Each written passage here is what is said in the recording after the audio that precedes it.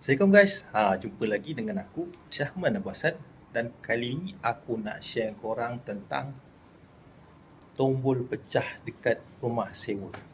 Dia sebenarnya tombol jenis silinder lock ni sampai masa dia akan rosak.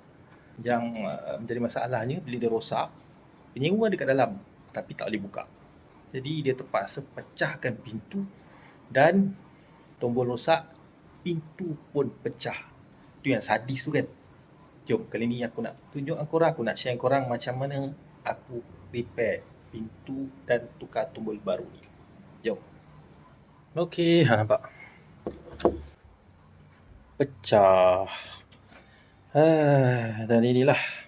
Aku tak bagi dia buang dulu sebab aku nak gam. Kita nak tukar satu pintu ni kan kos yang tinggi. Jadi apa kata kita repair lah dulu. Dan of course lah, tombol kita dah tak boleh pakai. Serpihan ni aku nak gam balik dan boleh pasang cantikkan balik lah secantik mana yang boleh. Dan kali ni aku dah tak nak pakai tombol jenis silinder ni. Aku nak pakai jenis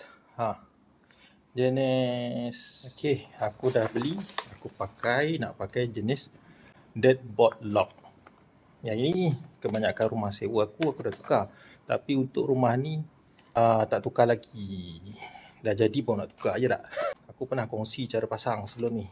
So kalau kata kau nak tengok, kau boleh cari video tu. Dan kali ni aku just tukar dan mungkin aku buat video yang lebih cepat berbanding sebelum ni.